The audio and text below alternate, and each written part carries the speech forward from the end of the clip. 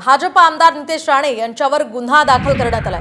उल्वेमध्ये आक्षेपार्ह वक्तव्य केल्याप्रकरणी त्यांच्यावर गुन्हा दाखल झालाय। तर दोन समाजामध्ये तेढ निर्माण करणारे हे वक्तव्य त्यांना चांगलंच भोवल्याचं दिसतंय।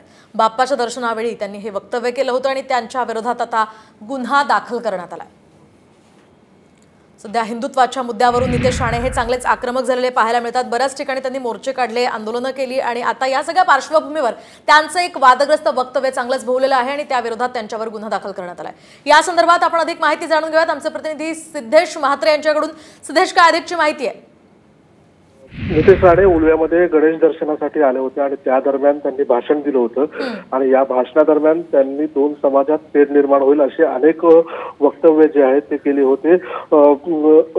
जो व्यवहार आहे तो फक्त हिंदूंशीच करावा, त्याचबरोबर आपले घरं जी आहेत ती हिंदूंनाच फक्त विकण्यात यावी, आपलं घर भाड्याने देताना देखील आधार कार्ड चेक करावं, अशा प्रकारचे अनेक वक्तव्य जे आहेत ते त्यांनी उल्वे येथे केली होती आणि त्याचमुळे कुठेतरी दोन समाजात तेढ निर्माण होईल अशी शक्यता निर्माण झाली होती आणि त्याच्यावरतीच कुठेतरी आता येणाऱ्या पोलीस ठाणे या ठिकाणी आमदार नितेश राणे यांच्या विरोधात प्रक्षोभक भाषण करण्याच्या विरोधात गुन्हा दाखल करण्यात आलेला आहे। अगदी नक्कीच धन्यवाद सिद्धेश दिलेल्या या सविस्तर माहितीसाठी।